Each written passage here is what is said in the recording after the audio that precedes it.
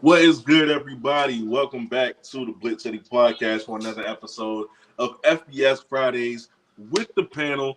Y'all know who they is. All right, we're going to start with my guy, Kelly Flicks from the Lace Up Podcast. Of course, we got my guy, Blue from the Blue Bloods Podcast. And then we got my co-host, my guy, my boy since middle school. Middle All school. right, Clay McCarter. What's going on, fellas? Let's get into it. Hey, we got a lot to talk about. All right, because a lot of stuff happened. But let's start it off real calm, real tame. Like, all right, let's talk about top 10 teams, and which of these top 10 teams, these matchups, which one has the best chance to be an upset? Is it Ole Miss versus Texas A&M? Is it Georgia versus Missouri, which is it's almost my pick? Is it Washington versus USC, or is it Bama versus LSU? I just had a power outage, as you can see. There it is. Sorry. We just had a full power outage. I'm not getting. Are you good, bro? I was wondering what happened. I was like, what was that? Everything just turned back on. Sorry about that. But, wow, that just threw me for a little loop. Top 10 teams, chances of being upset. I don't know, man. It's kind of tough. I do like this LSU Bama game. I actually have that in the parlay. I think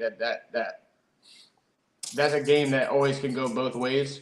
I think we all have kind of seen the history of that over the last 2 decades, really. It doesn't matter who's ranked, how it is. It could be the same thing for like your Oklahoma, Texas. It could be the same thing for your Notre Dame, all that stuff. I mean, it's a good game. That's one of the ones I'm looking forward to the most.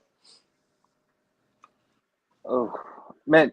Can I throw an honorable mention in real quick that we didn't list? Of course. I think this is one of my biggest picks, like I think guarantees of the week. Give me Oklahoma State over Oklahoma.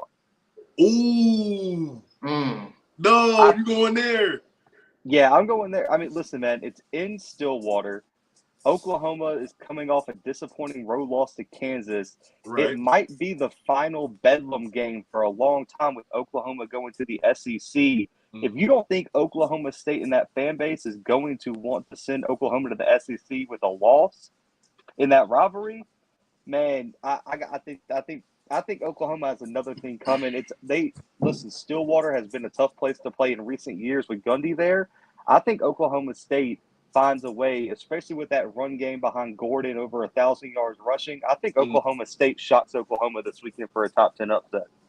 I mean, because I've heard the rumors of like Oklahoma State not wanting to, like being able to continue to put Oklahoma on the schedule, but not wanting to, kind of like running from it. No, so apparently Oklahoma State tried to do it, and Oklahoma pretty much said no. Oh God. Okay. And so Oklahoma State apparently, what I was told is they kind of feel like Oklahoma is leaving them behind. That's crazy. Yeah, there's a lot of tension. So I think Oklahoma State makes a statement, man. I mean, they're 6-2, 4-1. They could potentially knock out Oklahoma from the playoff race, knock out Oklahoma from the Big 12 championship race, and win the final bedlam game for the foreseeable future. Man, talk about a way to just stick it to your rival. You know what? I like that now. I'm hopping on that bandwagon with Blue. Yeah. I like it, man, but it's just hard to give DJ that love like that. I don't know. It's just I've just always been one of those guys that ever since like seeing like the hype behind DJ and then what happened, I was like, man, I don't know. I'm just still kind of like, is the big game, is like a game of that caliber something that he has like the ability to just go out there and be the guy? Yeah, that Oklahoma matchup super interesting. Oklahoma's kind of been like riding this type of wave of like we're like a top 15 team and we can't really tell at the moment. So I wouldn't be surprised if they got stuck with one this weekend. Somebody who I think is going to get stuck with one is Alabama for sure. I think Alabama is due. I think LSU is due. LSU's defense will probably be my only question in this game. But Jaden Daniels was an issue for Alabama last year. Jaden Daniels has continued to excel this year in development as a quarterback. I think Jaden Daniels has a big game at Alabama this week, and LSU gets the dub. Yeah, I think that defense is something to question. Like you were saying, I feel like there's games where they play really, really good, and there's games where you could tell they're just kind of sloppy because it's almost like they're like, oh, well, the offense is going to go out and score, so it don't matter. Okay. All right.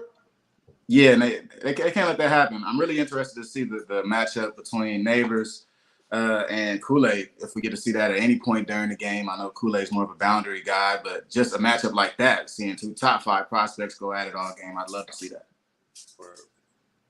You know, for some reason, I was thinking maybe Mizzou could do it, but nah, I'm not on that bandwagon anymore. Blue definitely convinced me. Next topic. So apparently, anonymous coaches, because of course they're anonymous, right? Were asked to rate how severe they think this sign stealing thing is with Michigan on a scale from 1 to 5, 1 being the lowest, 5 being the highest. 35 coaches voted.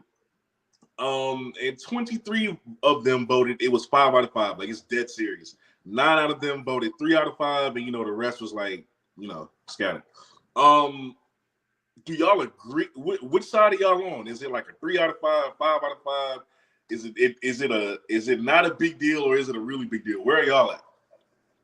It's definitely a big deal. I mean, it's cheating is cheating, and getting caught, there's got to be it has to be reprimanded. There has to be consequences to cheating. I mean, now are they probably the only team in the country that's doing that? Probably not. They're just the only ones that got caught. You know what I mean? But there definitely has to be consequences. But I mean, at the same time, look at how other things happen in other sports.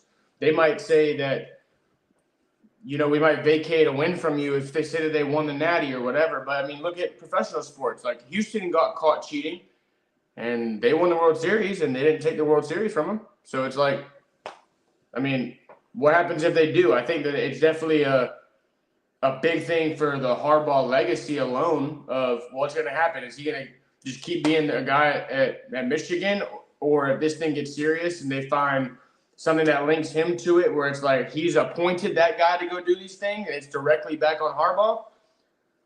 That report that came out the other day said that he can't. The NFL is looking at it, they're like, you're not using the NFL coaching job as a scapegoat.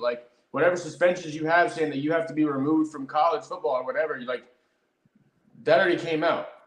I feel like when the whole thing with Belichick happened in the NFL, if it didn't affect his legacy, I don't think this is going to affect Harbaugh. Like how people still talk about Belichick with such a respect, and how he's such a great coach, and how he's going to go down in history. Nobody really brings up the cheating stuff. I don't think they'll do the same thing with Harbaugh. I don't know. Gotta let it play out and see. Yeah, I think it depends on what you believe, because now we have this whole thing of the Central Michigan leaked photos. You have now what was it today that Ohio State personally investigated and illegally tampered with the kid's laptop. I mean, there's so many levels to this that I think it has to be a 4 or a 5. I was kind of on the bandwagon. It wasn't that serious because you can change. Sign stealing is always a part of the game, but it's just the way that it's the way that it all went down, because you can't illegally be tapping into computers, and you can't be faking on other teams' coaching staffs. There's just so many levels to this, and the fact that Michigan fired him, I think, kind of speaks volumes. And we kind of talked about this last week. I figured that him and some other lower assistants were going to take the blame for kind of the upper coaches, the administration, making the mistake. But man, I think it's a 4 or 5. I agree with the coaches. Yeah, go ahead, give me the big 5s in the building. I see 20 coaches said it was a 5. I know a bunch of the Big Ten athletic directors went ahead and hit up the Big Ten and said you're gutless to their face, and told them that you got to investigate this and take this seriously. I think this is creating somewhat like a negative atmosphere in the Big Ten, to where now they're asking coaches, and they're like, oh yeah, we kind of knew it, but it is what it is. And stuff like that just gets worse and worse, right? Because if Michigan's doing it, who else is doing it, right? And then, you talk about legacy and Harbaugh coming to Michigan and turning Michigan around. Maybe people go, well, he cheated to do that, So a lot of questions arise if you don't go ahead and do a full investigation of what's going on. So kind of shout out to Ohio State for getting into it, doing something that the Big Ten was scared to do. But the NCAA should have stepped in far before now. It shouldn't take for social media pictures and all this stuff to come out for everybody to go, maybe we should check it out. I think that as far as a competitive standpoint for the Big Ten, for the NCAA football, Power 5, it's about getting stuff like this out of the game, right? There's gonna be some cheating going on. That's just football, right? Somebody from across the sideline might see your signs. When you got a guy literally going from location to location, scout every possible matchup that you could have, and taking signs, it's a real problem, and they got to deal with it. I just got a notification. I don't know if y'all got it from ESPN. Like basically the fall guy, he resigned today. That they had designated. So I mean, maybe that means something. I don't know, but I feel like it's definitely still more to come on this situation. Did it come out at all and say if it was designated towards which side of the ball the signs were, or was it just like all of the signs general? Was it saying like they were looking at like defensive signs, or was it labeled offense or defense, or was it just saying like play calls period through signs, I guess, leading to either formations or play types or whatever? I'm not sure. I've been seeing a lot of offensive. Yeah, I mean, that would make sense, and then they would lead you back to saying, well, okay, if it shows that the majority of the things that they were there looking at are offensive plays, it would lead you to see that it would have to be somebody maybe in a higher up that's defensive. Obviously, if you try to maybe put 2 and 2 together, or maybe that's like overthinking it or whatever. But do I think that dude's a fall guy? Absolutely. Like, absolutely. They were just like, all right, you wanted to go do this, and worst case scenario, you can either resign or we'll fire you. But low key, like, that dude has a paper trail that they're probably not going to find unless, like, they really investigate how much he was being paid to do that. You know what I mean? Okay. All Fall right. All right. So moving on, right? The first playoff rankings came out. Georgia number 1, no surprise there. Michigan number 2, Ohio State number 3, Florida State number 4, and the first 2 out are Washington and Oregon. Kelly, you shaking your head. You don't like this list? I mean, it's Ohio State for me, man. Like, I get it, the kind of hype they're getting. They have a tougher schedule than a lot of the teams. I think I'm breaking up. Let me get a second. Am I back? Mm-hmm. Okay. How you feel about it, Clay? Man, I would say 1 and 2 are no-brainers, man. I'm not, like Kelly said, I'm not sold on Ohio State. I think that they've had some games that haven't been, absolutely wowing to me. I think Florida State would be a better pick over them if you're going to put them at 3. But at the same time, is in the quotations where Washington and Oregon first 2 out, I think that there's an argument from all sides of it. I mean, it's going to play out end of the year. Well, obviously, we'll get to a point where we're going to be getting these rankings weekly. But if you took Ohio State and you took Washington, Oregon, or even FSU right now, I would say the 3 of them, depending on if you play those games, depending on the sites or whatever, I'd say Ohio State could be probably one of the weaker ones out of those 4 teams. I mean, Washington, when they're on their game, when Michael Penix is out there, I mean, same thing for Oregon. Oregon made light work. I'm sorry, I'm having a brain fart. You guys just got to play in a ranked game, and you guys made light work out of them, Kobe. Utah? Yeah, light work. Mm-hmm. So, I mean, that's a good win. Like, I don't think Ohio – I don't know. We're going to see, though, because Michigan's probably going to beat Ohio State again. I think that Penn State game, saved Ohio State. Yeah. Like, it reinforced the belief in Ohio State for a lot of people. Yeah, and what I was saying before I broke up was really Ohio State. I think Ohio State kind of got thrown into the mix as if, they might be the guys at the end of the year. And I honestly don't think they're better than Michigan. And at the end of the day, I don't think 2 Big Ten teams will make it to the college football final. I think it's more realistic to look at a Pac-12 possibly getting 2 teams where you see Washington and Oregon just hanging around and constantly playing top 10 opponents, top 25 opponents. I would have thought that Washington and Oregon might have got the nod in this list. To see them as the first 2 out, it's kind of like, what else do you have to do? So, yeah, a couple questions, but it's the first one, though. Yeah, I think Ohio State deserved to be in there.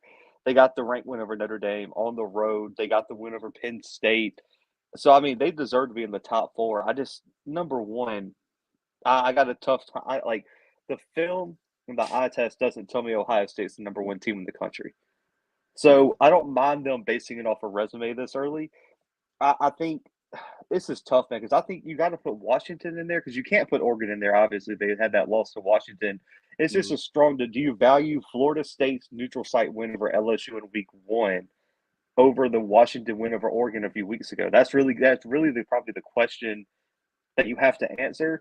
I think I had a bigger issue with some of the later rankings. I mean, Missouri being 12 over LSU just blew my mind. I don't understand how you have LSU at 14, That's even crazy. with 2 losses.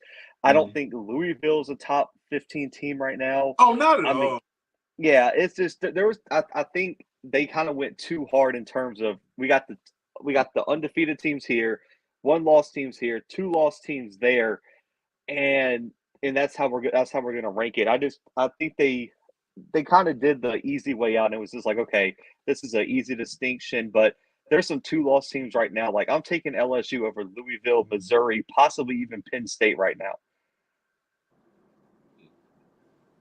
Okay. Facts. I was talking to some LSU supporters this past weekend, and really I was telling them, and we were discussing about how big that LSU Florida State game was, and we kind of don't see the implications until like the college football playoff rankings come out like today. Because if LSU ends up getting that win, that changes a whole lot for them. This Florida State team to me is one of the teams that I think is probably booked and is going to the college football playoff, regardless of what goes on with everybody else in the conferences. You know what's crazy? I don't know why I keep watching this man. RJ Young is not a believer in Florida State, bro. He trashes this team every chance he gets, bro. He's basically saying that these guys are pretenders and that when the stage is brightest, they will slip up and prove everybody wrong. I don't know his bias towards him. I'm kind of starting to get on that bandwagon. He's starting to make me a believer in that. Like I don't think Florida State is who they say they are either. I don't quite think they're pretenders. I wouldn't go that far, but I just don't think they are who we think they are. You can't take RJ Young serious. If it's not Colorado or the Big Ten, right? He's not a believer. Like that dude had Colorado ranked like 12 after beating TCU, and TCU's got a losing record right now. That's crazy. That's great. And you know what? Speaking of Colorado, right? The jury incident. We all heard about it by now. There's been arguments from both sides, right? People again, RJ Young, right, saying if it was me, why you even wearing? I wouldn't wear jewelry to an away game anyway. Victim blaming. I didn't really like that. I don't like putting that on them. Like why wear jewelry to an away game? I keep all my jewelry in the house. I only wear it for live stream. That's you, my boy. All right. Now, I feel like the other side saying basically, UCLA is, correct me if I'm wrong, but it's in a nice part of LA, right? I feel like they definitely have the money to have the adequate security in place to not let that happen. You can say, well, you shouldn't bring all this jewelry anyway, and to some point, you may be right. But I mean, it shouldn't have been stolen regardless. Like nobody should have been able to get in that locker room, unless you're a part, like you are a part of the staff of the team. So I kind of go back and forth on it. So people are saying like, yeah, it's LA, crime happens, but in that part of town, it shouldn't. Like nobody should have been able to get there like that. So I don't know. I'm kind of on the side of you have money to be able to afford security. You should have had security present, regardless of if those kids had too much jewelry on the trip or not.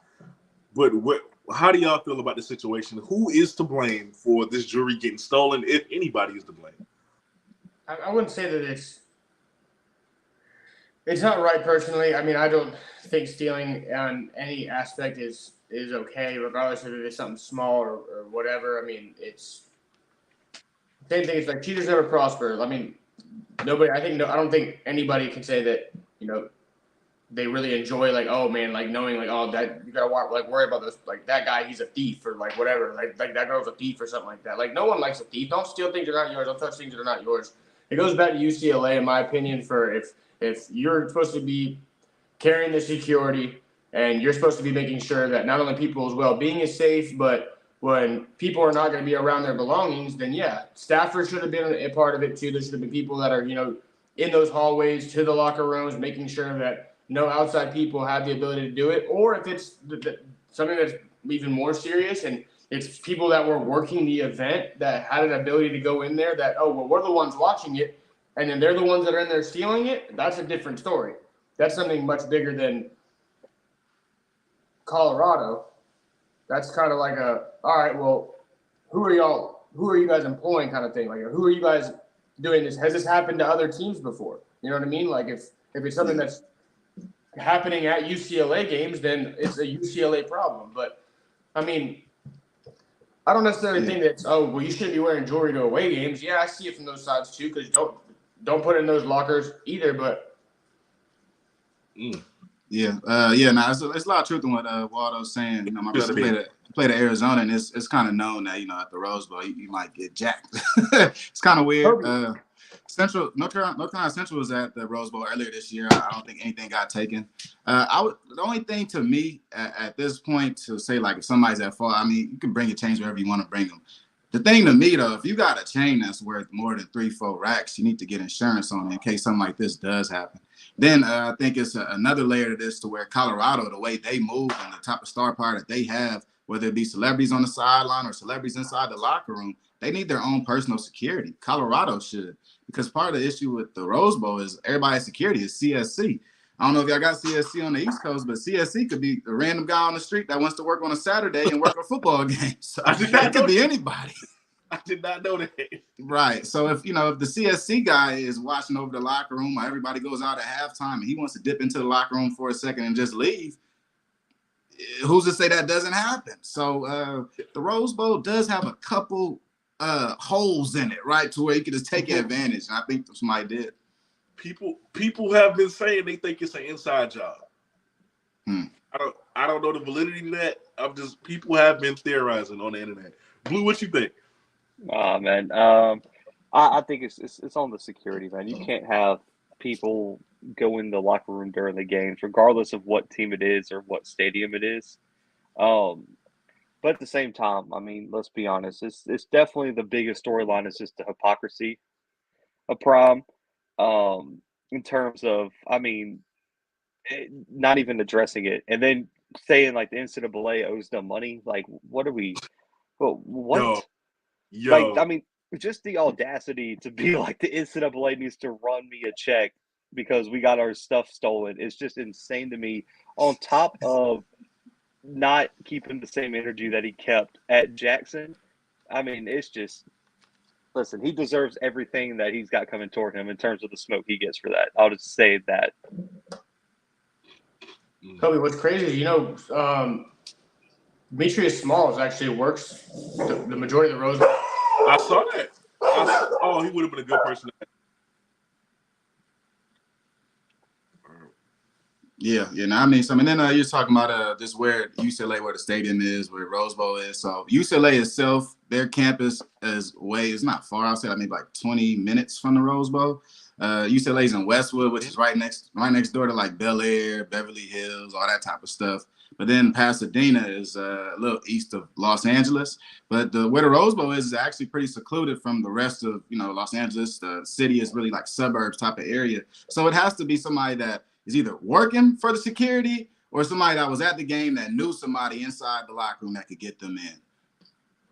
The CIC security took those chains apart. Hey, Miak Mike, one thing we know, man, them chains is on somebody's neck in the corners of LA right now. Like, these things ain't never coming back, bro. They needed Clay's dog in the locker room, man. That nothing would have got past that dog, and they would have opened the locker room, and it would have been a wrap. Before you got in, I'm staying at one of my friends' houses, watching their house, and it's honestly their dog. I mean, she is a little bit of a watchdog. I will give it to her. She's a little bully. She's cute. She's cutie though. She's chill. Definitely should have had something. All right, so this topic is, I think we talked about it on this show before with Evan Stewart, who was the number 1 wide receiver a couple of years ago at Texas A&M. He forego his senior season of high school, and he didn't. I don't think he enrolled early, but he just decided he wanted to focus on college. And he stayed in school, but he wanted to focus on college. This kid, okay, what's his name? Aaron Butler, the number 6 ranked athlete. He's a 4-star recruit committed to Colorado. He's already decided that he's going to enroll early at Colorado, and so he's decided that he's going to forego the rest of his senior season after playing 4 games. His team is 2-2. Before that, they were 8-5. The year before, they were 3-5. So it worked like they were state championship contenders. But they're 2-2. He said, you know what? His father actually said, because he's planning on enrolling early, the work he has to take on academically has doubled. So he can't really juggle that and football. So he decided to leave football alone, focus on those academics so he can get to Colorado with Coach Prime earlier. And I just want to know, do you guys think this is the new trend now, and how do you feel about this particular decision by him? Say it kind of all goes down to the individual, man. If you have the ability and the academic success, you carry a pretty good GPA, then and that's something that you believe that's the best for you. Maybe your team's not excelling the same way that you were expecting for your senior season. But I also look at it from the other side, man. Finish your season like your senior year out, man. It's the last year you're going to be in high school, play with your hometown friends, and the memories that you're going to be able to have to carry on later in life. I see it from both sides. Like, he's looking out for his best interest, possibly for his future, but at the same time, just remember that with the notoriety you have behind you, 4-star athlete, number 6 ranked athlete, as a player for position in football, then man, pro and con it, man, and it has to be for each individual. You can't have somebody who's borderline GPA saying, "Oh, I'm going to just give my season away," and you're doing that because if you're struggling a little bit with the workload that comes through with it, maybe enrolling early might not be best for you. You know what I mean? Like, it's all got to go down to individual cases. But you'll see some of these situations probably where there's going to be something headline that comes out saying, foregoed senior season, didn't get to play ball and try to double the workload, and then they end up having to take longer than the regular school year. You know what I mean? You see it from both sides, man. Yeah, I agree. I see it from both sides. Like, correct me if I'm wrong, but when you plan on doing that, when you're still in high school, you're doing dual enrollment, correct? Like, you're doing high school and college courses. Yeah, to go early. Yeah, to go early, you'll be doing some college work.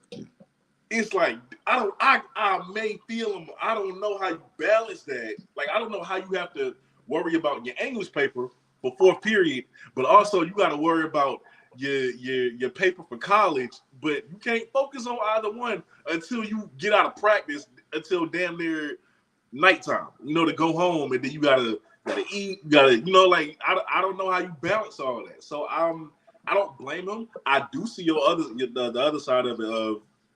It's nothing's guaranteed after high school. With high school, you guaranteed to play ball unless something freakish happens to you. Even with you going to college, anything can happen. God forbid nothing does happen to this kid, but anything can happen. So you want to make sure that you spend the last year, which is a lot of people say is the best time to play football because that's when you enjoy it the most, and it's just a business after that. So I get both sides of it, but if that workload is how I think it is and how I remember it being for kids I went to school with who was doing dual enrollment, I don't blame them. I don't blame them. What was you about to say? So my brother also did it. So he went to Arizona early, about a semester early. He left for his spring semester. He didn't go to prom, missed out on all that stuff. But even like a big part of this, I don't really know Aaron Butler's history or how he operates. But when you want to go and sign early and go to the campus early, you've been like pretty much working on this curriculum since the summer or since the previous spring. So this workload has been the same probably since last March. So to say around November, the workload is becoming too much for me is a little odd. I'm not gonna lie, it might be a red flag. And I will say also to him and how he may be starting a trend for other athletes. This guy's been committed, right? So he's already had his scholarship. At this point, for a lot of guys that are committed going into their senior season, high school football is a little easy for them. You just got to say how it is. They might be going both ways. They're probably dominating out there on the field. So to see a guy that was probably out there balling now say, no, I'm going to slow down for my classwork is a little odd. I can't front. So for Aaron Butler, I put a red flag next to it. But if I was a college looking at this kid, I just have some questions about what's going on. Maybe it's something with the coaches. Maybe it's something going on injury-wise, so he's trying to protect himself. But it doesn't seem like this has anything to do with on the field. And quite honestly, it doesn't feel like anything academic either. I feel like Prime loves this, though. I don't know why. I feel like Prime likes this. Like, he likes that kid is trying to get there early. I just feel that way. Blue, what you think? Yeah, I think this could be a trend for like the really elite prospects. I don't, like if you're a true like 5-star prospect, consensus 4-star, something like that. But I don't think the average recruit has enough cachet or tape or ability to do this because you can't just be an average high school player, with a handful of offers and be like, yeah, man, I'm just not going to play anymore. I'll see y'all. I'll see y'all next year. It's just not going to work like that. I agree with Kelly. It's a little weird because I don't know what he thinks the balance is going to be in college in terms of balancing classes, social life, football, everything. That kind of raises a little red flag for me. Is like, okay, so you don't have that balance in your life now. What's it going to be like when you get to college? And it's a huge adjustment. We've all been there. It's different. And so that worries me, but I like it. I mean, it's cool. We'll see. I'm interested to see because we've only kind of seen this trend start recently. How does it work out for people? What are the long-term effects on their career? If it turns out that a lot of these guys aren't panning out and aren't successful, I think it stops. But if you see a few guys do it and have large amounts of success, gets more playing time early, etc., I think the trend will catch on a lot quicker. I think y'all make good points about it, about the reasoning being suspect, because when Evan Stewart announced this like a couple of years ago, he just basically said, "I'm shutting it down because I'm training for college. Like that's what this is." It wasn't no excuses about academics. He was like, "Nah, I'm training for college. I'm done." Like it was easy for him. He was the number one receiver in the nation. Your dad coming out and saying, "Hey, this workload too much for him." It may be calculated. This seems a little LeVar Ballish right now. Right. Because if it's not performance based, you got the same coach. Like, what else has changed in his life in his past 2 months, other than the fact that nothing really. He's probably been taking these double classes all, like I said, since March. So it's just a little weird. It's a little weird. All right. So listen, now it's time for the recap of last week. I want to get y'all's thoughts, and let's start with my boy. My Florida Gators fan, my guy. He knew it was coming. He knew it was coming. Y'all get me back on the pod after a couple of weeks of traveling, and it's just like up the chop immediately, dude. And let's get it rolling. It's a good way to welcome you back, man. How you felt about the 43-20 loss to Georgia? I'll be honest with you, and this is just being honest. I thought it was a lot closer than it probably should have been. That first drive, I will say to recap the majority of this, I'm very impressed with Eugene Wilson. Very impressed. I think that the next 2 years with him is going to be something to kind of keep my eye on at the receiver position. But man, number one team in the country, man, and then the way that we've kind of played the ups and downs this year, sneaking out that Carolina win was huge, but Billy still needs some more time, man. We're not going to go in and break up a 25-game win streak on back-to-back national championships and just go out there and roll out a team like that and try to see that we're going to be able to do that in 4 quarters. I mean, they left some plays a little bit sloppy on the ball. 11 freshmen, the most freshmen starting in FBS is another thing that kind of coincide with it, man. It's a young ball team. Napier's trying to get his guys in there and cultivate some things. But at the same time, hats off to Georgia, man. They're looking like they might three-peat this thing again. And it's not just based off of beating an unranked Florida. Majority of their games, they're looking like, man, we can come out there. We'll beat you on offense. We got to beat you on offense. You want us to play defense? We'll play defense the whole game, score 24 points, and you might not score 6.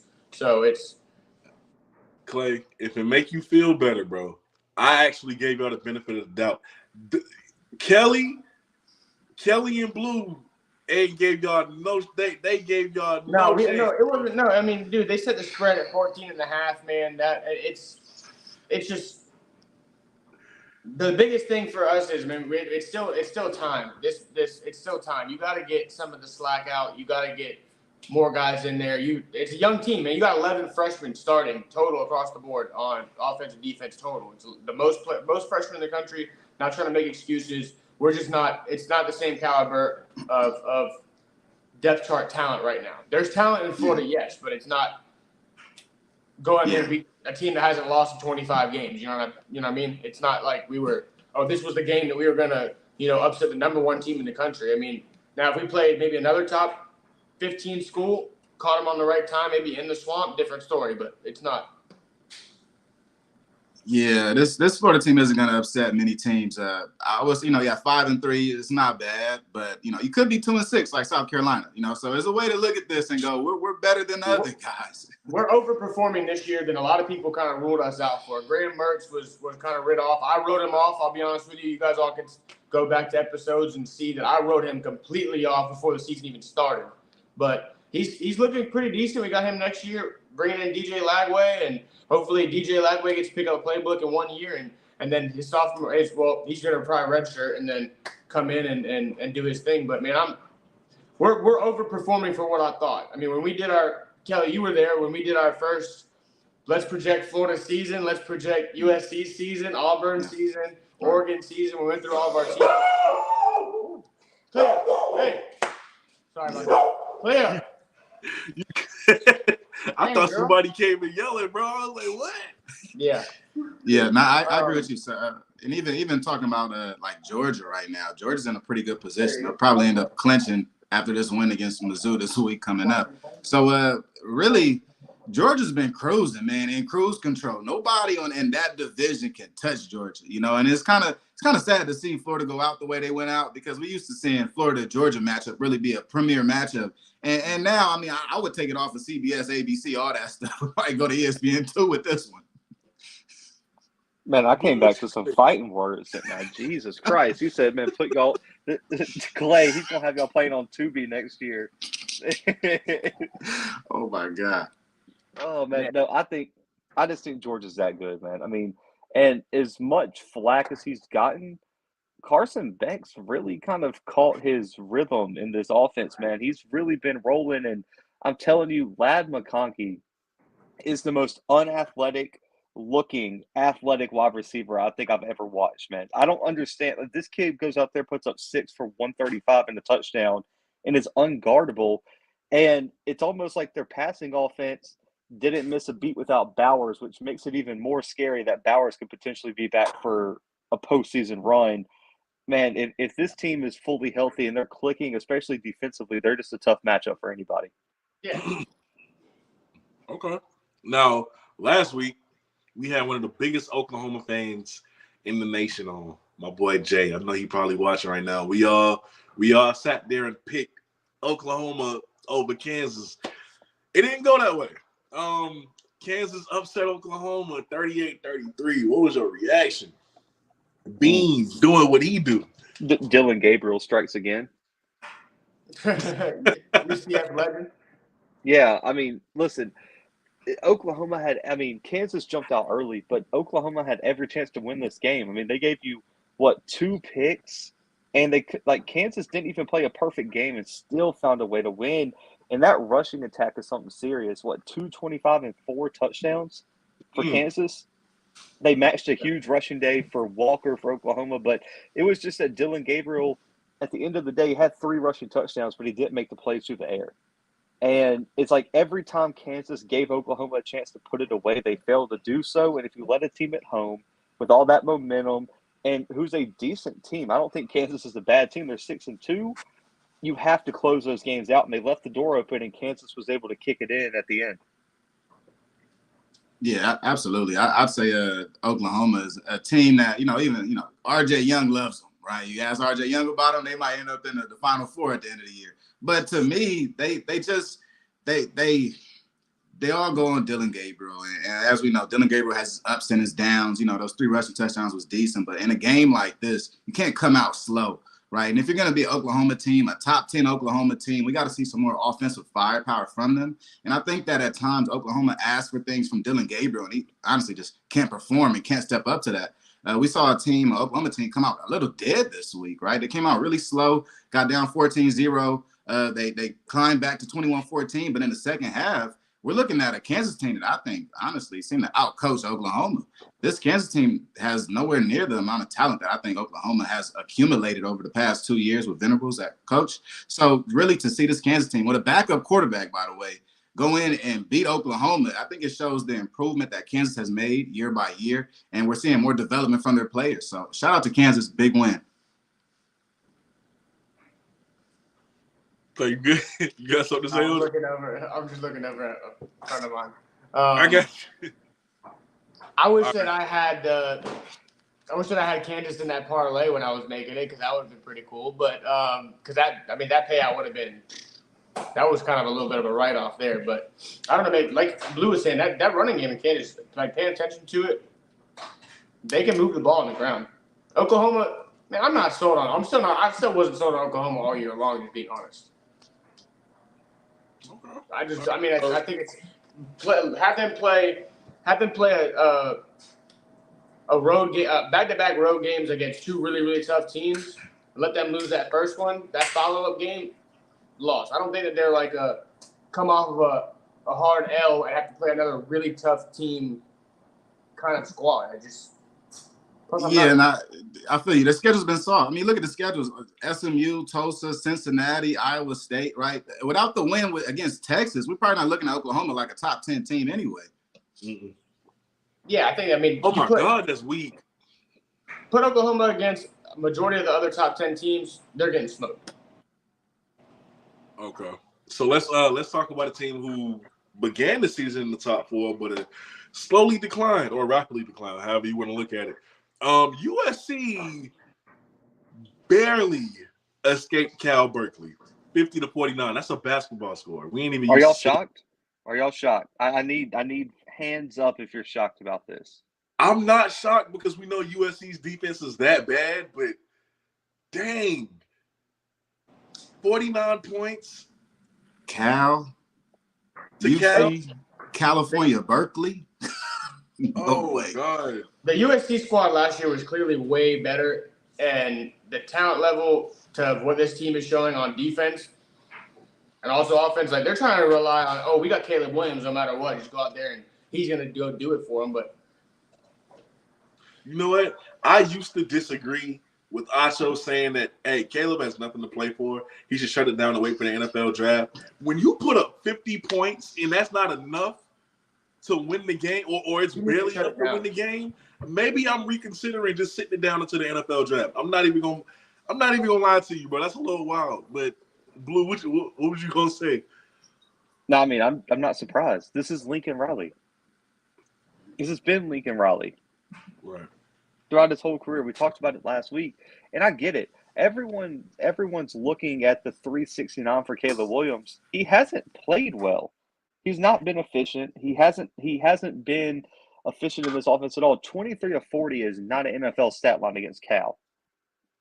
No, it's not. I mean, and he had 2 rushing touchdowns, but he also had negative 13 yards rushing too. It's like I understand that he won the Heisman. I understand that, everyone's hyping him up as the next great quarterback. I don't think it's a consensus right now based on how he's played this year that he's the number 1 quarterback in the upcoming draft. Ooh. It also shows with his play this year in the NFL. That's a hot take, though. Jordan Addison was a dog. I mean, he's balling this year for a rookie. That's a fact. Balling. Yeah, Addison was a problem. Let's be honest. Yeah, coast to coast, and even when you say that, Blue, I was talking to a buddy of mine about earlier in the season when Caleb's comments were about, I might not forego the season. I might just stay another season to make this NIL money and do this and that. And look, all that sounds great when you're playing great and you're top 4 in the Heisman. But when you're not playing great and people don't look at you that way, things change. Going into this offseason, there's going to be a big question mark with Drake May, Caleb Williams, Michael Penix, the rest of those guys. When we go through these past USC games, like Blue is saying, Caleb's been incredibly inefficient, right? He's a gamer. He goes out there and he tries to win every game. But part of that is that he's not able to sustain a lot of drives with USC. They're kind of relying on this big play. They just lose the star phenom freshman that Blue put us on notice about in the offseason, your boy Branch. Losing weapons like that hurts. Yeah, he's out for the season. Oh, no, man. Right. So losing weapons like that hurts, especially for Caleb Williams that kind of finds his groove with certain guys, right? We talked about Addison and how he did last year. He locks in with a couple guys and gets them to rock. It's kind of like something we see in the NFL a lot, not too much in college, but it also leads to a lot of inefficiency in college. So I think for Caleb, shutting it down, I think he has a lot to prove, honestly, at this point, to hitting reads on time, staying on time with your progressions, making the right decision with the ball. Like all that fun stuff where you extend the plays is cool when you're like top 5 ranked and stuff. But when you're like number 24, 23, it doesn't look as good. That's a good point. Not Clay, what you think? Kind of like what I was kind of really touching on. I mean, I think Caleb had a better season last year than he did this year, but it's talent level, man. I mean, Lincoln Riley, let's just go out and recruit as much offense as we can. If we score more points than them, great. Don't care if we give up like this hits 49 and we score 50, then roll it. But I don't know, man. I would kind of look at in the next maybe 2-3 games, look at possibly Caleb shut it down, go be the number 1 pick and ride out. If it solidifies him enough, he's going to kill a pro day. He's going to kill a combine. I used to feel like that. I used to feel like that, Clay. I'm sorry not. He's still like that. He's still the best quarterback in the country. I don't want to sit here and argue. Oh, well, Penix might be better. Yeah, maybe statistically because he has a squad around him right now. But when he goes to the combine, they go to the pro day. Caleb Williams is the number 1 quarterback in the country, hands down. No argument. When he shows off that arm, bro, when you see the throws this guy makes, they gonna forget all about everything. His arm talent is better than any other quarterback in the country. Drake May, Michael Penix, his arm talent he's that guy. He is the deal. All right.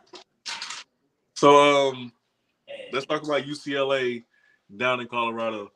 We can talk about the offensive struggles this game for Colorado. We can talk about Shallow and that clean hit, but still getting ejected. Travis getting 2 picks, but I didn't see him on offense. Either way, I think this team is starting to implode a little bit. I really do. I don't know. The hype we seen from week 1 is not the same. It's like this is the part of the hype train that comes with Deion, right? When things are great, they're great. When you winning, when you at the top, when you define these expectations early on, everybody loves you. The camera's on you, getting all the attention. But when things start to happen, when things slowly start to unravel, when the drama comes out, because there's always drama, right? It starts to affect the team, and they starting to unravel. I'm at a point with Colorado now when I look at their last 4 games, and I don't know if they get those 2 wins to become bowl eligible, because we know if they become bowl eligible, somebody's going to put them in a bowl game because that's money. People want to see Colorado and Prime in a bowl game in his first year because it's going to bring it. It could be the GoDaddy Bowl, okay, or the Jimmy Kimmel Bowl. It's gonna get viewers. It's gonna get viewership. So yeah, they want those 2 wins to happen. I don't see it happening. I'm gonna be honest with you. I don't like the way things are going right now. So overall, I'm not really starting to. I'm kind of pulling away from Colorado and what they were, and the excitement that they had from the beginning of the year. I don't see it happening. I hope it does because that would be great TV. But I feel like this team is starting to implode just a little bit. How do y'all feel about Colorado in this game? I know I went on the tear, but in this game versus UCLA. I mean, this is the Colorado team that we've been seeing for most of the year. I think, it's a little sobering. It's kind of sober you up when you lose to UCLA, but this UCLA team is actually pretty good. They have one of the best defenses in the nation. Got a guy named Latu down there. It's going to be a top 5 prospect. Really, what we saw from Colorado is what we saw from the rest of the year. They can't run the ball. Their offensive line is unable to push the line of scrimmage forward. And defensively, they're gutless. I mean, there's no other way to put it. They're pretty gutless on defense. So this Colorado team, we talk about like bowl season and stuff like that. Of course, yeah, I think Colorado will end up getting invited to. I think they might get invited to a bowl with 5 wins, honestly. They invited some teams last year with 5 wins. So, of course, they might get the shot. But, being a Pac-12 guy, are they going to represent the Pac, right? Right? The way they are playing right now, they can go to a bowl game, face off against a top 25 opponent, and honestly get whooped on. So they got a lot of issues going on in Colorado right now. And can we talk about how that run game, we thought it was going to be there. We thought Dylan Edwards was going to be the guy. He's giving more production in the receiving part than he is the running part. So it's what do you have up right now? But Blue, what you think? Yeah, he needed a fall guy, so that's why he fired his OC today or demoted him or whatever it was. We saw this at Jackson. Mm-hmm. Facts. We saw the same thing at Jackson. He had to get someone to blame, and it happened to be the OC this year. I even saw some people saying that he was sabotaging the team and all this kind of you know the media circus that comes with this. But they're not a good football team right now. I mean, at the end of the day, the win over TCU and Nebraska hasn't aged well. Both those teams are garbage as well. And every good team that they face, it hasn't been competitive. Shedeur got hit like 20-something times this game. They had no way to protect him when they rushed for 25 yards on 24 carries. That's atrocious. And if it wasn't for UCLA's 4 turnovers, this game would probably been a 45-point blowout, and it wouldn't have even been close. So UCLA kept Colorado in the game the entire time, and it was just UCLA was the better team, and I think we talked about that on last week's episode. Yeah, and this is a Colorado team that right now only has 1 win in conference. You know, you come up against Oregon State, Arizona, Washington State, Utah. I don't think they're better than either of those teams. It's going to take, for me, a Colorado team that's going to have to come together, reset, right? And they should have reset after the bye week. I think it's kind of lost in this that Colorado was coming off a bye week to go play UCLA and still lost, which is a little weird. Very unusual from a Power 5 team. So to see them and looking at them going forward in the season, we're talking about like bowl eligibility. I just can't see it right now. It's like DJ, you're not. I'm sorry, but DJ is gonna light them up. I really do feel that way. DJ is gonna light them up. Didn't Arizona beat Oregon State this past week? Yeah, that's a L. I'm still not giving them Utah even without Cam Ransom. I don't see it, man. I don't see it. Clay, what you think? I mean, I think Colorado got way too much smoke from the first game of the season you see, and then going along. I mean, look at how it unraveled off season leading up to opening of the regular season this year. The amount of people that departed from the program, the amount of people he brought over there, people that wanted to transfer in, what he picked up from the portal. You can't. I mean, I don't think anybody that was seriously looking at the actual talent on that roster was thinking like, oh my gosh, these guys are going to go out there. They're going to be. People were talking about they were going to make the playoffs after the week 1. Colorado's going to the playoffs. Like they were never going to the playoffs. They were not doing nothing. They were going to be sitting on their couch. What they were going to be doing. Give Prime some more time. He's gonna recruit. That's what he's gonna do, man. The guy can talk. The guy's a salesman as much as he is an athlete. He likes to talk. He likes to try to get people on board with things that he wants to do, and they're not ready. They're not ready. I'd be surprised if they even finish the season bowl eligible. And like you said, it might be the Duke's Mayo Bowl. Here's my concern though. The line, like the interior play. I feel like he's gonna go into the portal this offseason and he's gonna try to get more offensive linemen to protect Shedeur, especially after this game. But the thing is, you ain't gonna find 3, 4, 5 great offensive linemen in the portal. It's a reason why they're there. It's a reason why they're there. If they were great linemen, they wouldn't leave their current team. You see what I'm saying? So at some point, you just have to develop. And the only player, I hate to say this, the only player I've seen develop under his program so far, under his leadership, is James Houston back at Jackson State. I don't see him. I don't think he has the patience to take the time to sit and develop players, especially linemen. And honestly, let's go all the way deep with it. If I'm an offensive lineman, I'm like a 4 or 5 star in the country, why would I want to go to Colorado anyway? I can understand why skill position players want to go. Why would I want to go? You want to go there? How do I go there just to say that you went? Would you want to go there just to say that you went and that you played for Coach Prime, or would you want to go to a school that has a history of developing NFL caliber linemen? Yeah, that's my problem with him, man. How long he can't get away? Like he's not gonna be able to get by and skate by with just subpar trench play. Can he get quality linemen? Can he develop those linemen into something? And then we'll start to see the results. But man, I don't. That's my biggest concern with Coach Prime right now. Yeah, and I say even to your point, like bringing in say in the offseason he goes out and gets a 4-star O lineman, right? One O lineman will not fix this line.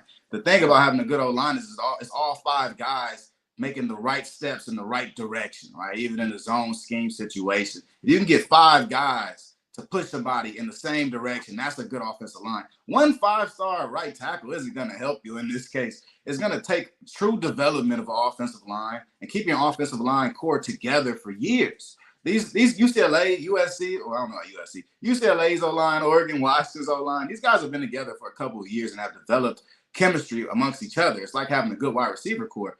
Just bringing in one O-lineman or 2 or 3 isn't going to work. And bringing in 5 fresh guys might not actually be the answer. If he cannot find a way to develop O-lineman, he's going to be stuck in the same issue year after year. Right. Hey, Waldo, I forgot about Niles Gaddy. You made a great point. Niles and James Houston, for sure. I forgot about Niles. And it's DBs. He develops DBs, but yeah, and the front seven. I mean, because look what happened to Nucky. Yeah, I give him Isaiah Bolden. I give him Travis. Okay, true. Blue, like as an offensive lineman, man, like would you?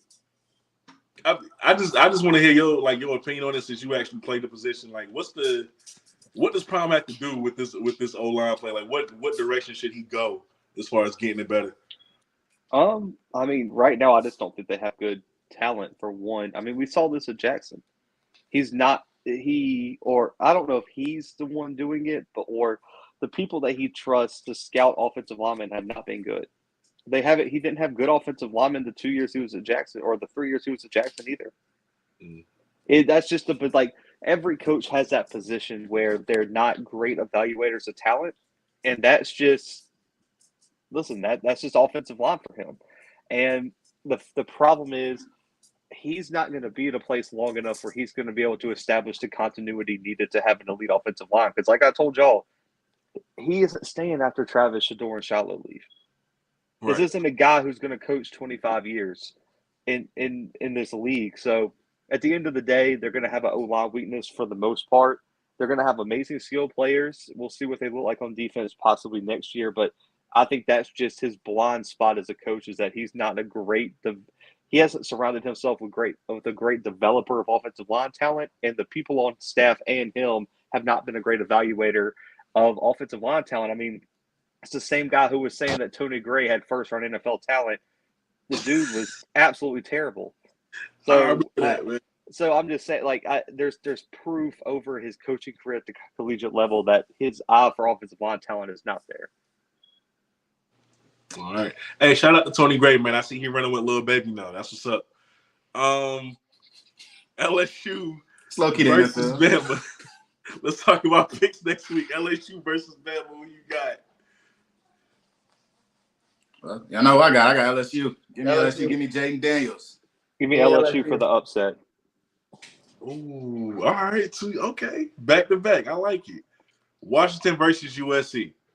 Washington by a million. Y'all was too close with that. Y'all was way too quick with that one. All right. Mizzou versus Georgia. Georgia by a million. I'll go with Georgia. I haven't seen this hype with Mizzou though. I've been seeing a lot of hype. Mizzou's playing good football. I don't understand it. I'm going with Georgia, but I just don't understand the Mizzou hype though. Their quarterback's been balling. Yeah. Brady Cook is a baller, and Luther Burden is a problem at wide receiver. Oh yeah. That receiver, he's a problem. But their quarterback's been balling. He's been putting up Drew Lock numbers. Yeah, and their D-line's been pretty good with Niles Gaddy and a few of those other guys they have returning. But secondary-wise, I think is going to get them in trouble this weekend. Yeah. Gotta check them out. Oregon State, Colorado, of course. Oregon State. By 3 scores. Yeah, Oregon State. By 3? Yeah, probably. There'd be 17 minimum. Yeah, give me Oregon State, man. This is probably going to be like the nail in the chest right here for Colorado. Yeah, 13 to 17 minimum. Hey, Jason, what's going on? Hey, we just talked about the team earlier, man. I know. We just talked about the team earlier, Jason. Hey, Jason, I saw you hit me up on Twitter. My bad. I don't have notifications on for Twitter, bro, so I didn't see it. That's my fault. Now it's time for the final part of the show. All right, overreaction, not overreaction. It's only 3. It's only 3 tonight. Keep in mind, I do not come up with these myself. These are from the internet. I feel like he's lying, but yeah, we all know that Coley always throws in. I didn't come up with these myself. It's either because people really be believing that. Like it's not me, bro. It's not me. But overreaction, not overreaction. those two natties by Dabo Swinney and Clemson can't save his job for much longer. That's a fact. That is not an overreaction.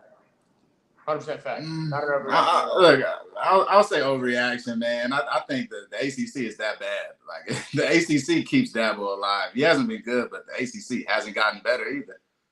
That's the problem, though. That's why he's 2-4 in conference. 4 losses before Halloween is crazy, man. I mean, definitely one of those years. I just think the fact that they aren't good is what's going to keep him his job. That's the only thing. I just can't believe we're sitting here. Clemson is the 5th lowest team in the ACC. They're behind NC State, Boston College, who's already ready to fire their coach, Duke, Miami, North Carolina, Georgia Tech is 2 games above Clemson right now, and they got Virginia Tech above them. Still getting hot. The question, the conversation I had the other day with somebody, and it wasn't with somebody who's a Clemson fan. Believe it or not, it's actually with a Georgia fan. I'll be honest with you, it's looking more and so to be that the 2 really good coordinators Dabo had was the chain of success with the players that he had during that span as well. Because since the coordinators left, he really hasn't done a whole lot. And I'm not sitting here trying to downgrade Clemson's success as a Florida fan because we haven't really done very much in X amount of years. But at the same time, ever since the departure of OC and DC, it's not looking like he's just out here all right, well, I'll take the load on whatever. I mean, they have a worse record than basketball schools. I mean, DJ only making them look worse right now. I'm sorry, man. Well, DJ ain't helping the man case. He might have a shot to hire Tony Elliott back this offseason because Tony Elliott's going to end up getting fired from Virginia because they're terrible as well. But, I mean, they're 4-4 right now, 2-4 in conference. They played Notre Dame this weekend, which is probably a loss. That's a loss. Then they still have North Carolina and at South Carolina on the schedule. That's potentially 3 more losses. Yeah, they could potentially lose 3 straight. Yeah, because they're going to lose 3 straight because they've lost their past 2. But they do have Georgia Tech thrown in there after Notre Dame. But I don't think Georgia Tech's a guaranteed win. Really? I'm not. Georgia Tech is above them in the ACC standings right now, and it has the exact same record as Clemson overall. And just beat North Carolina last weekend, if we also don't forget that. And Georgia Tech has beaten Miami and North Carolina this year. So they got 2 ranked wins on their resume. That is even though, I mean, Cristobal just gave them that one, but I get it. I do get it. Everybody's getting their licks on Clemson right now. But I'll definitely agree to that because we're looking at a Clemson team that hasn't been this bad in over a decade. Yeah, it's the first time that they had this many conference losses since 2010 or something like that. Hodge Boyd days, yeah, for sure. Wow. All right, overreaction, not an overreaction. I think we already said this. Colorado not making a bowl game would be a big disappointment. It's not a disappointment. It's going to be to them, not to us. I mean, to them. No. Well, what was their expectation? I just don't understand. You were 1-11 last year. You had over 50 people transfer from your program. You brought in players and thought that you were just going to gel immediately and just we're making a bowl game. I do think they felt that way. I think them. Yeah, of course, everyone's going to feel that way. But I mean, let's be realistic, man. You're about to go out there in a conference that's got 4 teams right now that are ranked inside the top 15. Mm-hmm. I mean, I didn't think they would think. I don't think they think they would make a major bowl game. I just think they think that they would be in a bowl game. You know, I feel like they thought they would be going bowling somewhere. Chase 300 in Bluffton, South Carolina. Yeah, I mean, the cold part about it is if we talk about this in July right now, it'd be there's no way they don't make a bowl. And the whole thing about the 6 wins over and under, can they do it? Can they not do it? Coming out and winning 3 straight. So I could kind of see that from some Colorado fans, given the hype train from the summer. But if you've seen any of these recent games, you know that's a long shot. You know damn well Colorado is not making a bowl game. No, they ain't getting the last 2 wins. All right. Last one. Overreaction, not overreaction. If Ohio State is actually behind the PI investigation, Harbaugh should retaliate. and I'm really paraphrasing because somebody suggested Harbaugh should really fight Ryan Day if that's true. If Sign Ohio me up for State- that pay-per-view. If they brought the investigation upon Michigan, Yeah. no. Why is it their fault? If you know that you have the ability to do something, that's a competitive advantage if you really look at it. Like if you know that they're cheating and you can have a way to expose them, boys, yeah. So what? By like breaking FBI like protocol, by like illegally breaking into someone's laptop. I don't know, man. Like I wouldn't say okay, the illegal I'll be pretty laptop bad. stuff. I'm not gonna lie. If they had like somebody leak information to them saying like, yo, Michigan's got a guy that's going to games and stealing play and like stealing calls and documenting it. If you have that as a coach, you're gonna be like, fire the tweets. Fire the tweets. I'm with you, but the way they got the information based on the current Okay, yeah, reports, that's subjective. like- That's subjective. yeah, I can't get behind it. Listen, if they broke into my guy's laptop, listen, man, we're hiring listen, they fired the guy today, right? He resigned. I'm hiring like an ex-CIA agent, and we're getting something on Ohio State. We got to come back with something, man. We're not going to be like when you guys got in trouble in class, you had to bring someone with you. Like that's what Michigan's about to do. They're going to be like, listen, if the death penalty's on the table, Ohio State's coming with us.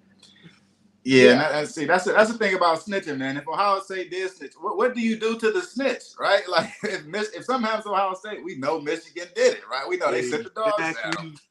I'm bringing them down with me. I'm all for this. If I'm Harbaugh, I'm bringing them down with me, bro. Yeah.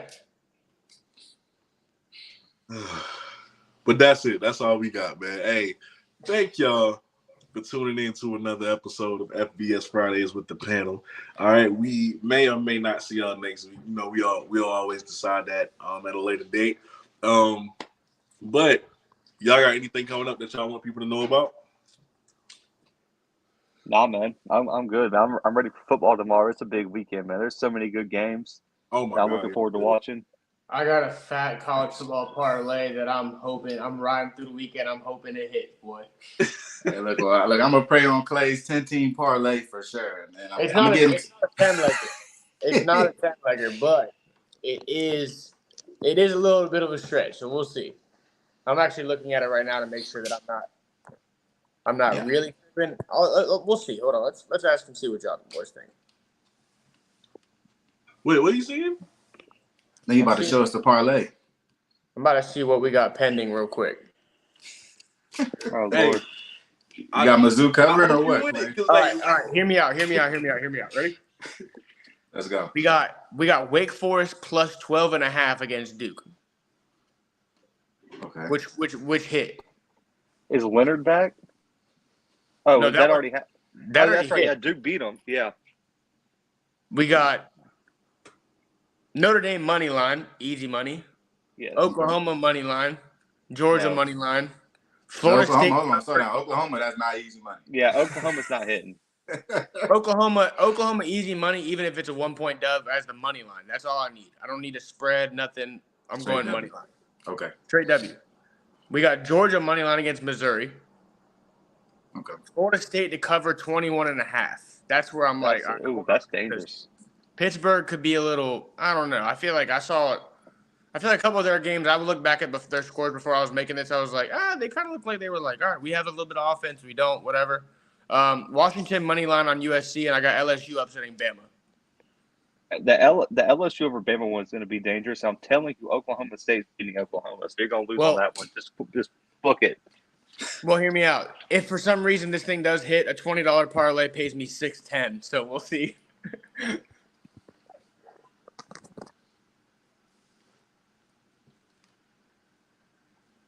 I think you're muted, my man. Did it mute? Can you hear me now? No.